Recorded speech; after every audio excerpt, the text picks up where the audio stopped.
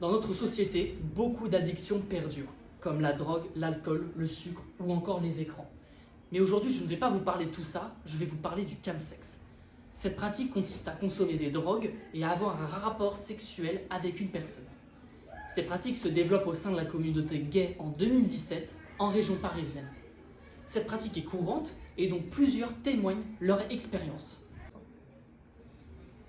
Paul, 30 ans, homosexuel. Un peu par hasard, je n'habite pas à Paris, mais j'y venais fréquemment pour rendre visite à des potes. J'en profitais pour m'organiser un maximum de sorties. La drogue est naturellement venue s'immiscer dans ce contexte festif, avec au départ aucun lien direct ni aucun impact sur ma sexualité. Il y a 4 ans, j'ai eu ma première expérience de chemsexeur, lors d'un nouvel an.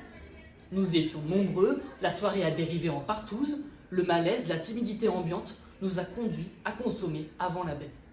Je n'étais pas adepte de drogue, mis à part un peu de cannabis. De fil en aiguille, j'ai enchaîné les soirées de ce genre et les rencontres de chemsexeurs qui pratiquaient très régulièrement.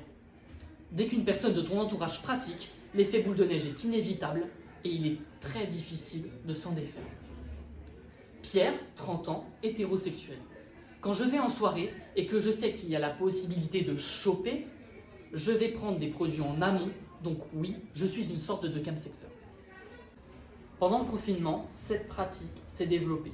Des soirées étaient organisées, ce qui devient donc un premier pas vers l'addiction.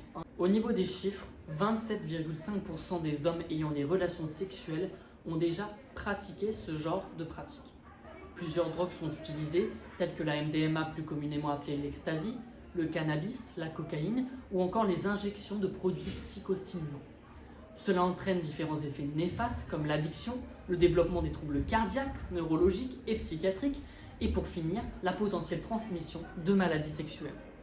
Ensemble, disons non au chemsex. Pour être aidé et pour s'informer, contactez Drogue Info Service.